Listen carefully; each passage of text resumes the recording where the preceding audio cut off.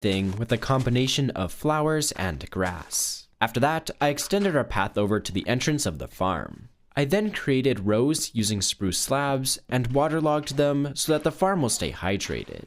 On top of the slabs, I placed fences to stop the melons from growing where I don't want them to.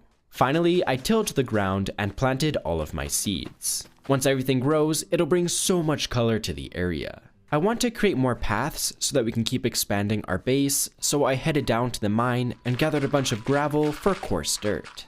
I think it would also be fun to use packed mud, so I first used water bottles to convert our regular dirt into mud. I need to combine it with some wheat though, so I went over to the nearby village and straight up stole their entire food supply. While I was in the village, I spotted some cats and I couldn't resist the urge to tame them. I can't get over how cute they are. I went back home and positioned the cats near our back entrance as well as the front entrance in the hopes that they'll scare creepers away. I also put this little kitty in front of our barn.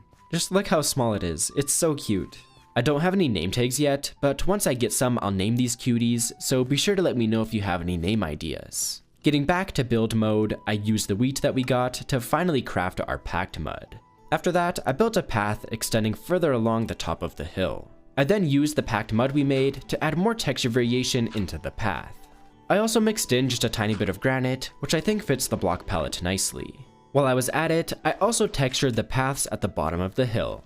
I want to continue adding more color and life to our base, so I got to work planning a potato farm. After getting all of the water sources in, I covered them up with dark oak slabs, and on top of those, I placed a polished deep slate wall and lantern. With those in place, all that was left to do was till all of the grass blocks and then plant our potatoes. I didn't have enough to get the whole thing filled in, but we can keep expanding as they grow.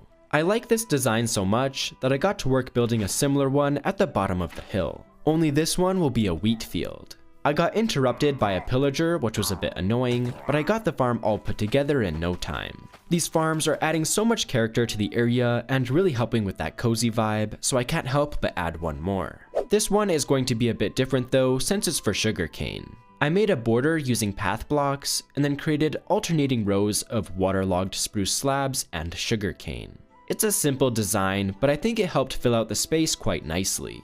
My shovel was about to break, so before it does, I went to the nether and mined quartz until I was back up to level 30. I then crafted a new diamond shovel and enchanted it, getting efficiency 4 and unbreaking 3. I also crafted an anvil and combined my two axes to make a better one. Using my brand new tools, I got to work chopping down the spruce trees outside of the house, and then I terraformed the area a bit more just to get it looking a bit better. As I was tidying up the area, I found